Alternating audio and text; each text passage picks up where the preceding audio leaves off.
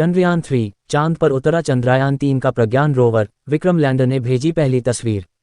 चंद्रयान-3 चंद्रमा के दक्षिणी ध्रुव पर चंद्रयान-3 के लैंडर मॉड्यूल की सॉफ्ट लैंडिंग कराने में सफलता हासिल की।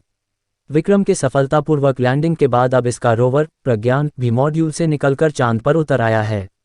अंतरिक्ष यान ने रैंप पर लैंडर से बाहर निकलते रोवर की पहली तस्वीर भेजी है। भारतीय अंतरिक्ष अनुसंधान संगठन इसरो ने बुधवार को एक नया इतिहास रचते हुए चंद्रमा के दक्षिणी ध्रुव पर चंद्रयान-3 के लैंडर मॉड्यूल की सॉफ्ट लैंडिंग कराने में सफलता हासिल की। यह मॉड्यूल लैंडर विक्रम लैंडर और 26 किलोग्राम वजनी रोवर प्रज्ञान रोवर से लैस है, जिसने बुधवार शाम करीब 6:04 पर चांद की सतह को छुआ।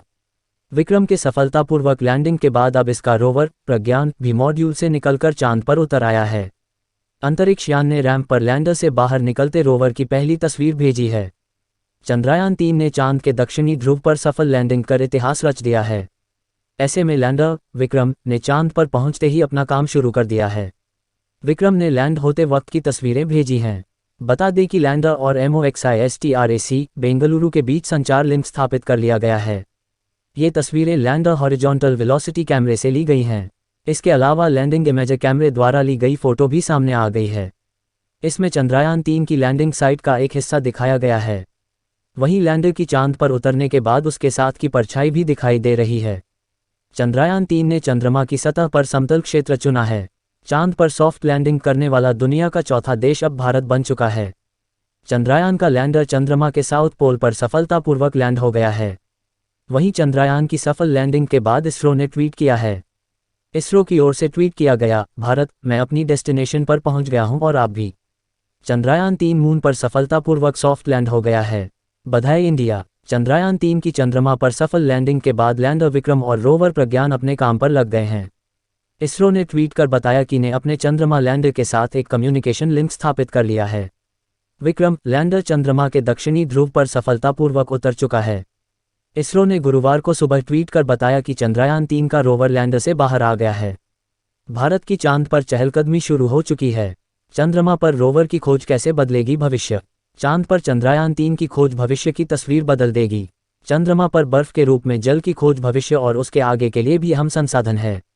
इसे सांस लेने वाली हवा, पेयजल और सबसे अहम रॉकेट ईंधन के लिए हाइड्रोजन व ऑक्सीजन में तब्दील किया जा सकता है।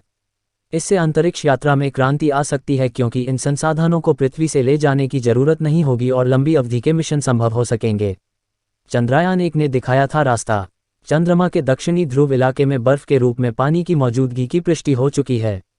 भारत द्वारा 2008 में भेजे गए चंद्रयान-1 सहित विभिन्न चंद्रमा मिशन से मिले आंकड़ों से संकेत मिला है कि हमेशा छाया में रहने वाले इलाके में जल अणु की मौजूदगी है। इस खोज ने चांद के उत्साहजनक स्थायी अन्वेषण की संभावनाओं को बल दिया है। अगर आप कभी भी चांद देखते हैं तो आप उसका अधिकतम 59% हिस्सा देख पाते हैं। चांद का 41% हिस्सा धरती से नजर नहीं आता।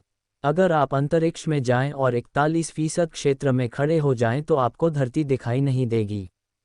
3. ज्वालामुखी विस्फोट का ब्लू मून से कनेक्शन।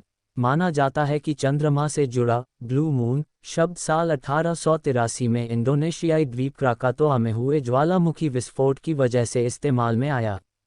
इसे पृथ्वी के इतिहास के सबसे भीषण ज्वालामुखी विस्फोटों में गिना जाता है। कुछ खबरों के मुताबिक इस धमाके की आवाज़ पश्चिमी ऑस्ट्रेलिया में स्थित शहर पर्थ, मॉरिशस तक सुनी गई थी। इस विस्फोट के बाद वायुमंडल में इतनी राख फैल गई कि राख भरी रातों में चांद नीला नजर आया। इसके बाद ही इस टर्म की शुरुआत मानी जाती है।